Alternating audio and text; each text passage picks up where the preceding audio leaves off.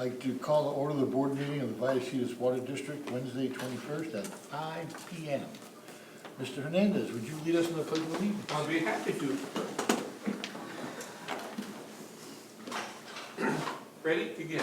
I pledge allegiance to the flag of the United States of America and to the republic for which it stands, one nation, under God, indivisible, with liberty and justice for all.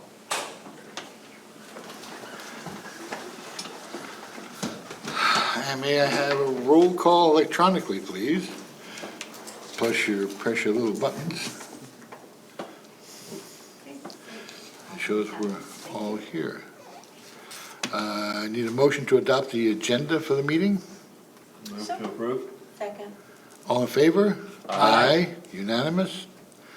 I'm going to make one statement before the public comment, and that is our general manager has on some good personal leave, and in his stead tonight will be James, who's the impeccable engineer. Thank you. He'll handle any problems you may have. Public comment. Any members of the public wish to speak? You have 3 minutes. We do have one speaker, Michael Hunsaker.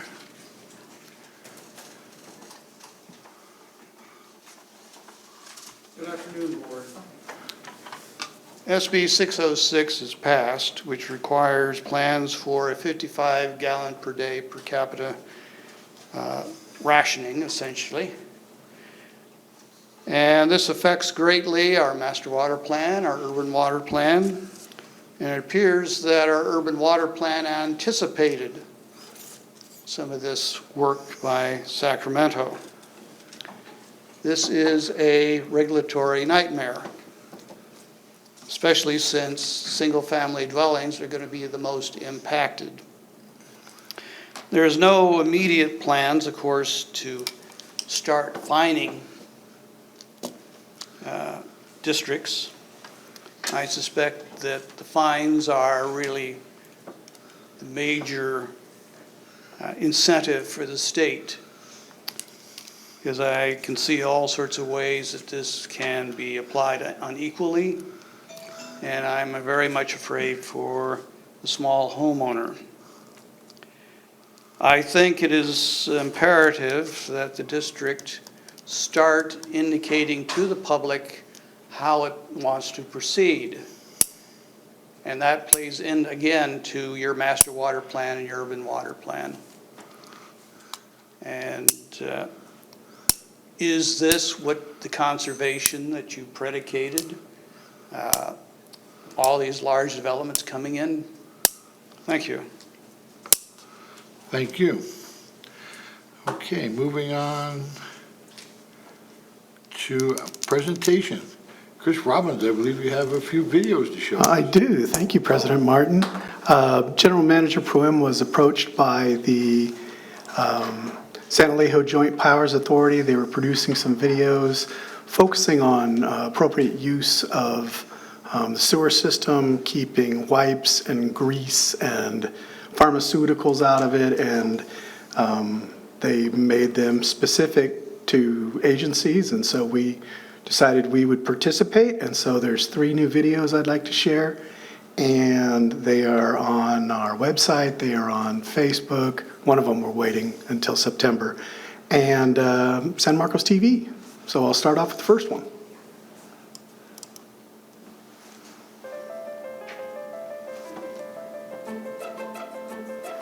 When you put wipes down the drain, it's kind of like pouring concrete into your toilet. Dental floss, cotton balls, hair, along with a whole host of everyday bathroom items all work together to damage your home's plumbing, clog the sewers, and destroy our environment. Don't be a clog in the system. A message from Vallecitos Water District. We are committed to service and environmental excellence. The next one, focusing on the kitchen sink. Quick question. Did we actually produce that one, or is that one? No, this was actually done by a contractor to San Alejo Joint Powers Authority. Very good, very good. Thank you.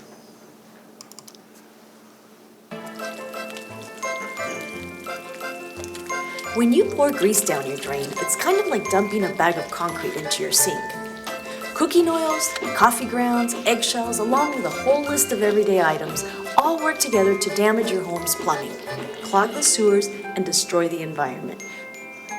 Don't be a clog in the system. A message from Vallecitos Water District. We are committed to service and environmental excellence. And this last one, I'm certain Alicia would be really happy if she was able to get some of this footage. Her husband John's a surfer, and it's a nice beach video. So let's go to this one.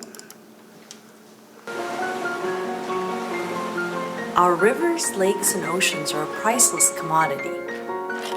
There is a hidden substance polluting our waters. When we flush medication down the toilet, it enters our fragile ecosystem, harms our environment, and becomes part of our food chain. Think about it. It's all one water. A message from Vallecitos Water District. We are committed to service and environmental excellence.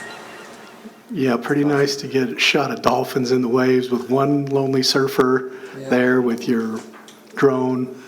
Nice footage. Yeah, that happened to my son. He was a surfer too. How are these being shown? Are they one after another, or are they No, we- inserted in between? We sequenced them out. In fact, we're holding off on the surfer one until September rolls around. I think there's an event that it lines up really well. We're talking about, not putting the pharmaceuticals down the toilet. That's great. Well, thank you very much. Any other questions? Yes. Do we have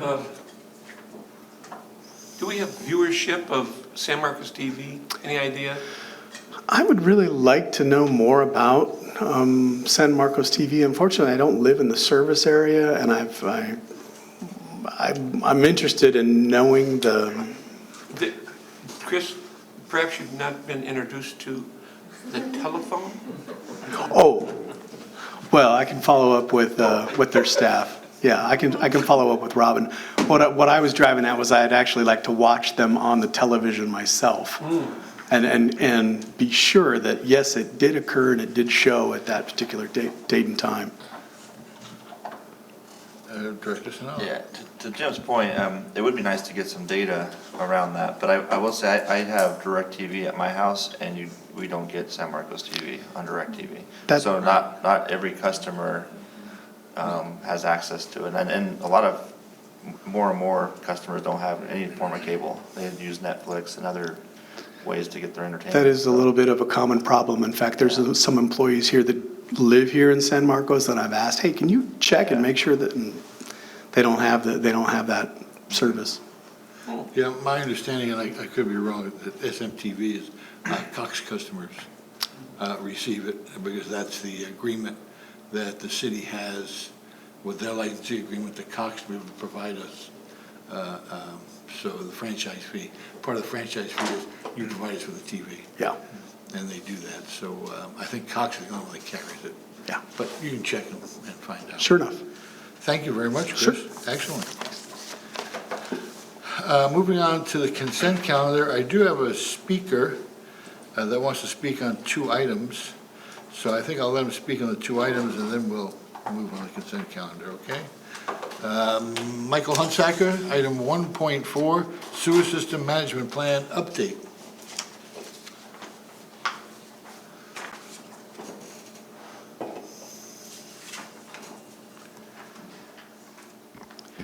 Michael Hunsaker, San Marcos, of course.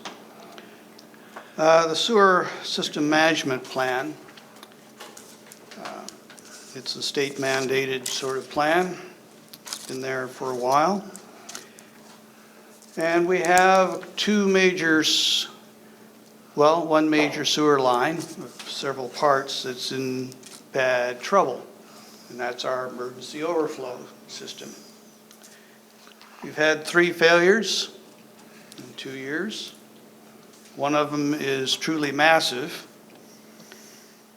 And the 2 other failures in this line, there's been an incredible rapid response. Some of the breaks, this is an underground line, and somehow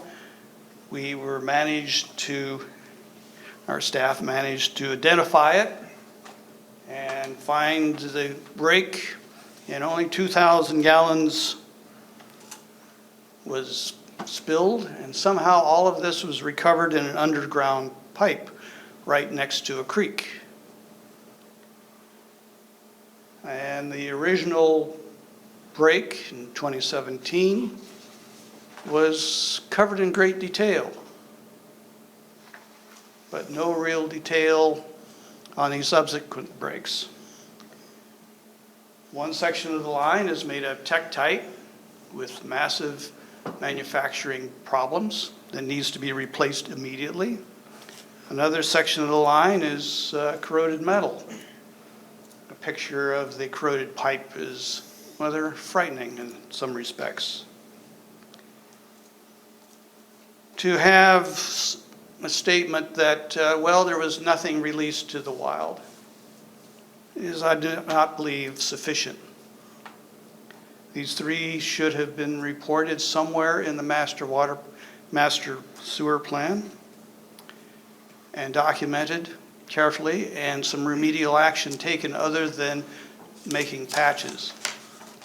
I understand that there's a reticence to go through an expensive pipe replacement, since apparently the plan is to do all waste treatment water reclamation at EWA. But that is a decade away. And this pipeline needs to be replaced now. And more transparency is needed in this master plan. Thank you. Okay, while you're there, let's move on to 1.7.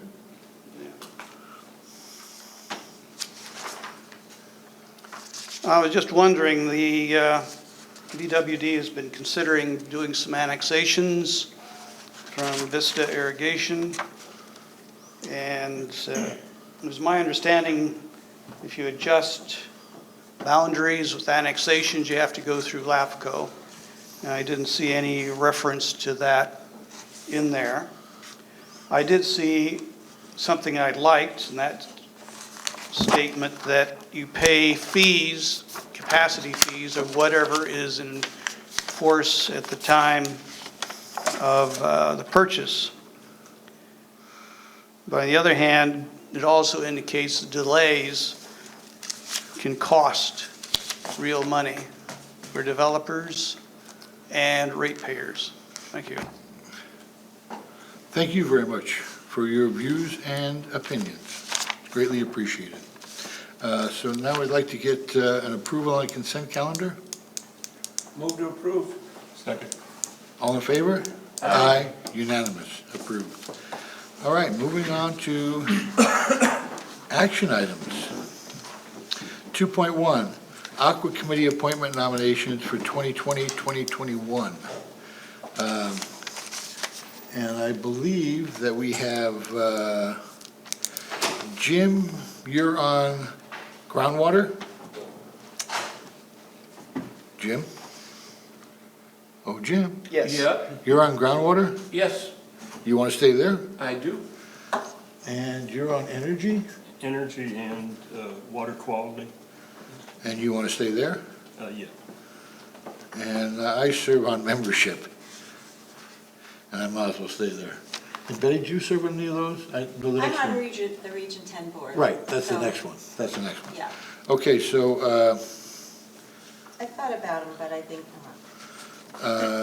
so we're going to nominate Ed to say the same? Is that what we're saying? Yep. Yeah, make a motion? A motion? Move. some of, Second? Second. okay, go ahead. All in favor? Aye. Aye. I'm sorry, Diane, do you need something? That's okay. No, we were gonna, that's okay, I was just gonna do it through the voting thing. But that's fine. Oh, okay, It's fine. okay.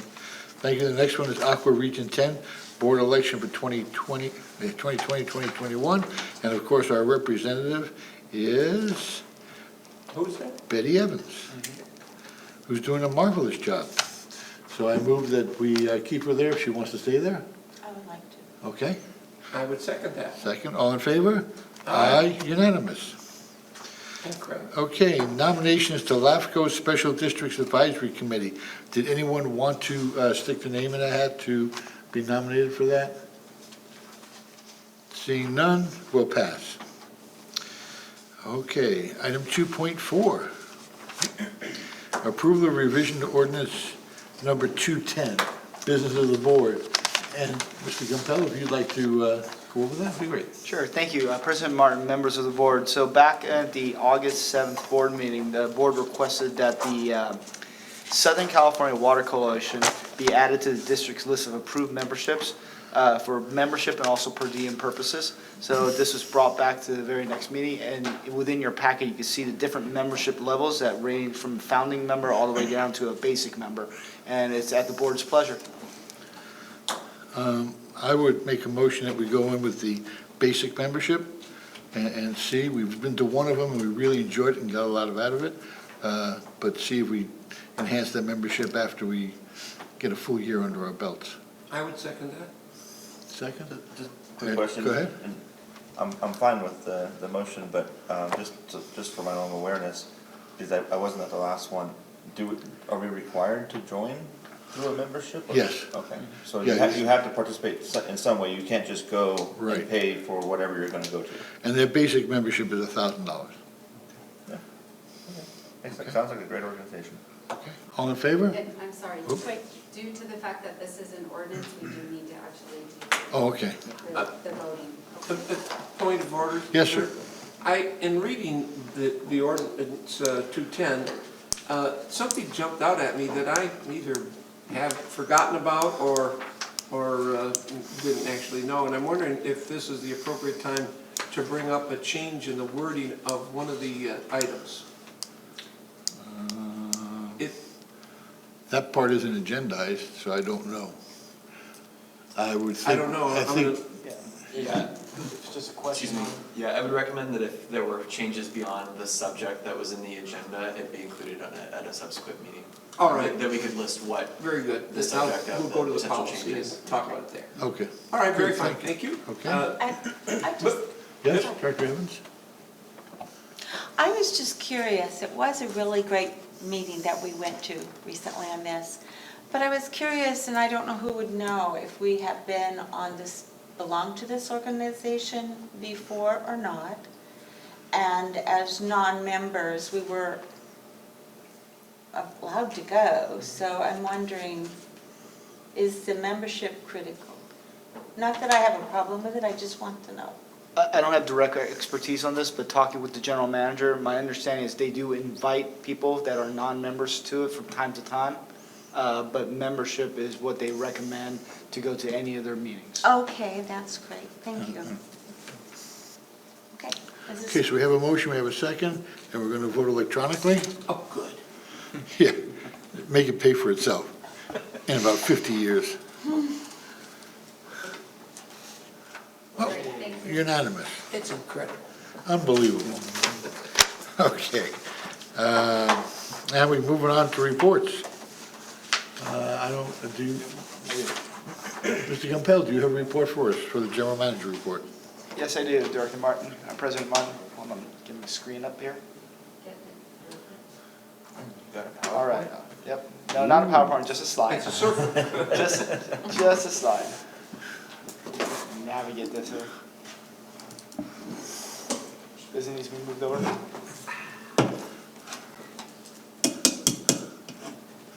Oh, yes. Thank you.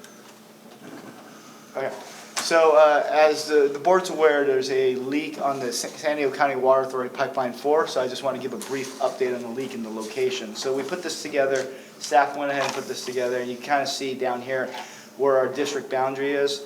You can see the blue line is the approximate location of Pipeline 4 and the leak area. What the CWA is planning to do, I believe starting in September 9th, unless they don't get the material in time, is put two bulkheads, basically block the pipe on both ends, so they come in here and fix the actual leak. That allows them to get raw water from the Twin Oaks treatment plant and basically put it into the aqueduct pipeline. And the fear is if they don't have this bulkhead in here, the water would just basically come out of the pipe. It would interfere with the work. So it's a 10-day shutdown. It's right now scheduled to start on September 9th. However, if they don't have the material in hand, by the September 4th or 5th, then they're going to reschedule that. Ed Pedrazi, our operations manager, our general manager Glenn Prum, and Chris Robbins are already working on information to go out to the public, indicating this is a county water authority, San Diego County Water Authority event, and we're reacting to it. And the initial step would be for voluntarily cutting back during that period of time, and then we will monitor the situation as it goes forward to see if we need more drastic measures. Question? Yes, Director Hand.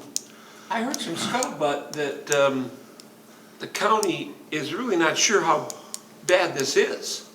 And I thought you guys were having a meeting and they were going to discuss what they thought and this whole 10-day shutdown? Yeah, they don't truly know to the extent of what they're going to find until they dig this pipe up. They know it's leaking, and the fear is they can't live with the leak because it may blow out and cause real damage. So they're fast tracking this thing, but it's a very large diameter pipe, and ordering the bulkheads themselves is quite a deal. And so with the manufacturing process, they may not be able to get it in time for that to meet that September 9th shutdown. So that's why we're withholding sending anything out to the public, because we don't want to cry wolf until we have assurances that they're moving forward. I guess the next question is, has anybody queried the county on if they open this up and it's worse, what happens if it goes, oh my gosh, we're going to have to spend more than 10 days on this? What's our plan B? Yeah, so the county water authority, and I did talk to their engineering staff actually about this, is they typically, if it's worse than they think, they're going to work 24/7 to get it done. And they'll probably usually get it done beforehand, depending on how bad the situation is. With Vallecitos' situation, as long as the desal plant continues to run, we could get water from the desal. We're also working with Livenhain to see if we can maximize our water from the Livenhain treatment plant. And as of right now, I talked to Ed, our operations manager today, all of our reservoirs that we can fill are full. So we're maxed out, and we've been maintaining high water levels both in our 40 million and our 33 million gallon tanks, as well as our smaller tanks around the district. I know that we get 26% of our water from the desal line, 26 or 7. How much, what percentage do we get from a Livenhain? It's approximately 20%, but however, we actually, by contract, it's 26, 27%. We actually, from physically, when we take water from the desal line, we get 40 to 50% at times. Because we're basically contract, that 3,500 acre feet is roughly 24, 25, 26% of our annual water use. So in worst case scenario, Sorry, if I could, I just want to note this is the general manager report item, and it's not specifically listed as an agenda item, so any discussion of this should be brief, but it could be brought back at a future meeting for a lengthier discussion. I'm just making sure that if I heard the numbers correctly, we're 40 to 50% of our volume coming elsewhere. Yes, however, So, however, there could be an upset at the plant, or CWA, they have some options with the desal plant, but as of right now, none of them have been put on the table. So we're operating the system as we normally do, taking as much water from desal, utilizing our system, and we know we have the 40 million to 33 million to feed into the system if we need be. Yeah, I just don't trust. So, but there's no running around, the sky is falling in. If we do have to notify people, it's 100% on the county water authority, not us, and we're trying to help them out. I mean, that's reality. It's their pipe, it's their problem, and they don't want to send notices out, which really cracks me up. It's their problem, but they don't want to send notices out because it doesn't affect everybody. So, anyhow. Okay, that's it? That's it. No other questions? Okay. Moving on. District Legal Counsel. Thank you, Mr. President. So Jim Gilpin let me know, there have been a couple of questions that have come up in the past about prevailing wage requirements and when they apply and when they don't apply, so I'll just give a kind of a brief overview of that. It's I'll just admit up front, it's really not intuitive when prevailing wages do and do not apply, because there are often times where something is a public works, is not a public works project that's subject to competitive bidding, but the prevailing wage requirement does apply. So the public works prevailing wage requirement is broader than generally public bidding requirements. So there are a lot of projects and types of work that can be done that don't require bidding but do require prevailing wage. And the prevailing wage requirement applies to everything that is considered a public work under the labor code. That's work that's done under contract. It's construction, alteration, demolition, installation, or repair work, as well as maintenance. And it's paid for in whole or in part out of public funds. And that's kind of the really big trigger, is when you have public funds that are subsidizing something in one way or another, that's really the big hook for when prevailing wage does and doesn't apply. And this last item, public funding, is extremely broad, and the legislature's gone back time and time again to make sure that it's written very broadly. So it includes things like a transfer for less than fair market value, providing a loan with an interest rate that's below market, essentially any subsidy of any kind that's not de minimis when considering the whole scope of the project. So it often does apply for something that doesn't require public bidding, and that's the explanation of why. Okay. If it requires public bidding, Is there a then question? it does? Almost always, yeah. Generally, if a project requires public bidding, then all the requirements for prevailing wage typically always apply, but it's not always the case in the opposite direction. Okay. Director Sinella. I was just. Oh, you're just checking? Yeah. It's working. Okay. As soon as I push the button on, it started to work. All right, San Diego County Water Authority. Well, the meeting's tomorrow, the meeting's tomorrow, so I don't have anything to report, but they did send out a, like the key points regarding the pipeline fix from Sandy Curl. And if you'd like, I can send that via email to all of you, or I can have Diane or someone run a copy right now. Basically, it's what Jim has said. They do say they expect 10 days, but they really don't know until they open it up. So be prepared, and I really believe, well, we're fortunate with the D-cell, but I think it's Rainbow, Valley Center, and Fallbrook that are really gonna be hit the hardest. And on what? And Carlsbad. So we're lucky, but would you like that? It's just just her bullet points, which, Sure. would you like it? You want me to email it to you, or have her make a copy right now? Sure. Email's fine. Or I'll do that. Thank you. I'll just send it to you.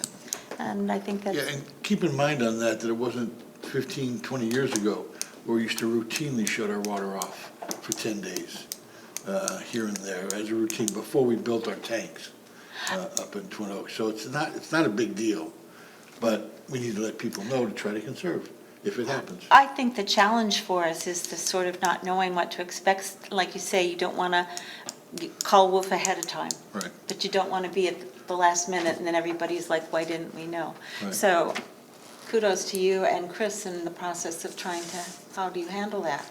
Well, we won't know until the water district knows, right?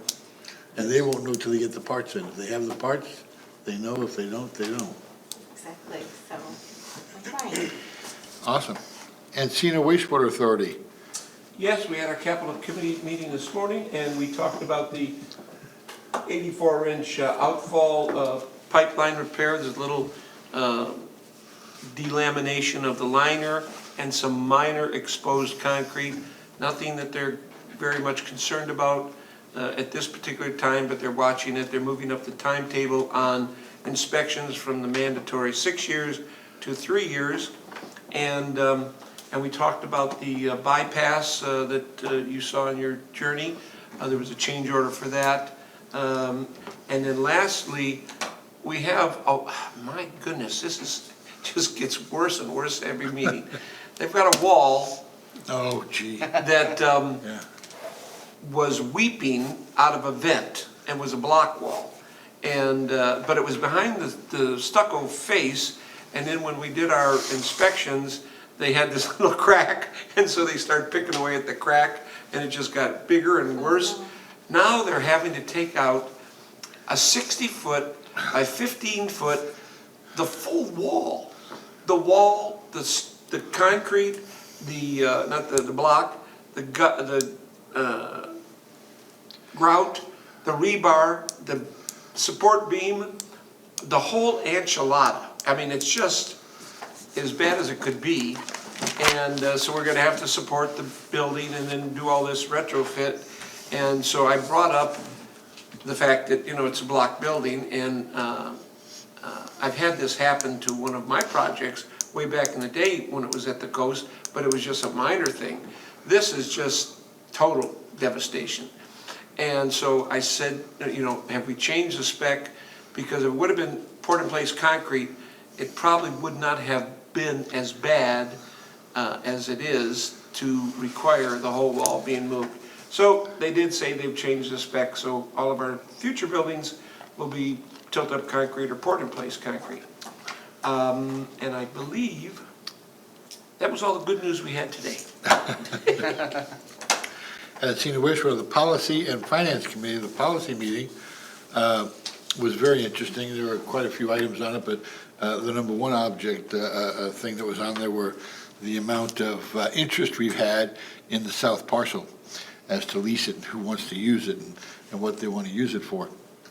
And it's still negotiations with a lot of different people because there's so many parameters about what they can do and what they can't do. Landscaping has to be done, Carlsbad has their, so there's a lot to it, but I think what you'll find that particularly amusing, and I certainly did, I did a 10-minute skit on it for the committee, was that one of the board members, I don't know who, brought up the fact that they thought it'd be a great homeless encampment for Jewish homeless people. Jewish? Actually Jewish? Yeah. Oh, good. So Even, that's really weird. It was a Jewish group that wanted a homeless encampment there, and I did a skit on, well, that's great, they can take the Sprinter up free of charge for the weekends and hang out at Legoland. But yeah, Director Hernandez. it's interesting. We are going to be having a workshop on the south parcel and the update the bio management plan, probably October 15th. Oh. And I think we're going to talk about it at the next board meeting, but there was a consensus, at least at the capital committee, that probably was a better day. And they're also asking the city of Carlsbad, because there's a $60,000 maximum expense on the 40 acres before we have to go to the coastal commission, which is a 18-month program. So they've asked if we can get a waiver on that, and that's still in the mill, churning around. So perhaps there's some relief. Well, the best person they've seen for it that really wants is BMW. However, BMW wants to go in and put asphalt down because their drivers might spin a wheel and create damage to one of their BMWs. Right. So that seems to be their sticking point right now. But they're willing to pay for the pavement, but we're at that 60,000 level, which is like. Can they do 60,000 strips? Yeah, exactly, yeah. Just keep adding One at them a up. time, yeah. All right. So All right. they do have a lot coming forward, and I'll be at our meetings, so it'll be kind of interesting to see where that goes. Thank you. Standing committees. Did we have a finance committee's coming up? Finances meeting next week. Did you have a engineering committee? Nope. No? So there were no committees. Okay, take care of that. Director's report on travel, conference, seminars. Who wants to start off? Jim, you want to start off on your end? Yes, water reuse was last week. Boy, there's just a ton of them coming up in this next week, the week after. Water reuse, went to that. Very interesting, of course. The hot button was PAS, PFS? I can't remember the initials. Pause and clause, yeah. Yes, it's everywhere, and it's now they're testing for parts per trillion, and it's like a grain of sand in an Olympic-sized swimming pool. That's what but nobody can test for that, so they've just identified it as being a problem. So more stuff to look out for in the future. It's a plastic byproduct, isn't it? This stuff isn't a plastic byproduct? Oh, it's plastic, it's on Teflon, it's in clothing and fire protection. It's in everything. Material, it's ubiquitous, I would say. How about Ooh, that? I like that. All right. Anything else? Did you go to the quarterly? Dinner? Oh, yeah, been there too. That was interesting. I thought that was quite different. I Yeah. didn't appreciate it from the water.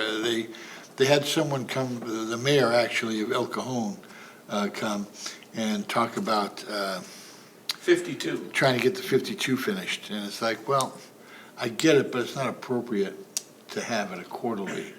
I didn't think that was right. So I mentioned to a few of the board members going, there has to be a criteria for us to come to this and get any education out of it. And it's not roadways. It's not our thing, so. I was there too, and I took it from a little bit of a different angle. Oh, yeah. What I appreciated and learned from it was that there was a real, he talked a lot about the collaborative effort and working with different entities, different agencies, different politicians from all various different parties, and was able to justify the need to fix 52, and by gathering data and collecting data that would prove the impacts, the negative impacts that it would have on our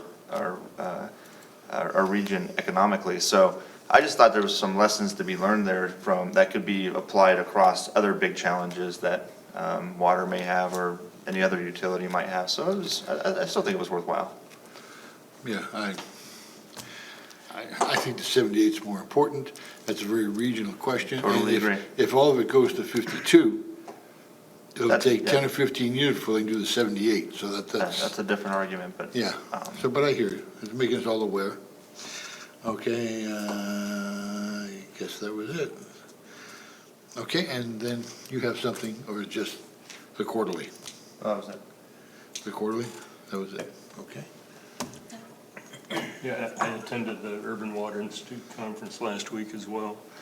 And other subjects in addition to PFAS discussion were climate change effects on the state and the state water system and the Colorado River issues with regards to shortage allocations and those kind of issues. And another interesting topic was groundwater banking that they focused on. So. Yeah. I was also there, and I thought the Colorado, it's always interesting to hear what I don't fathom, and I want to ask one of them, I've asked other people about it. We have Mexico banking in Lake Mead, we have Arizona banking in Lake Mead, we have New Mexico banking in Lake Mead. However, Lake Mead has no water. You have So- to have water in order to take advantage of banked water. Exactly, so the banking's doing them zero good, because they said, we need the water, we're gonna say, we don't have it. I mean, it doesn't make sense, I don't understand, it's like overdraft at a bank, a real bank, it's like, they don't have any money, they're not gonna give you any. Whenever the Colorado River Basin gets out of this 15-year drought, then Sure. people can take advantage of it. Sure, yeah, I mean, so that'll happen, we hope someday, but we don't know that it will. We keep banking on it, so that was, but that was a good conference, I only went for 2 days. And then, I already gave my statement from the night before, that's all I have. Do you have anything at all, Betty? I do not. Okay, great, okay. Other business, we don't have any. Director's comments on future agenda items. A couple of housekeeping items were going to be brought before us, but the general manager expressed his desire to be here for them, so we put them off to the next meeting. If that's it, a meeting adjourned. Thank you very much. There we go.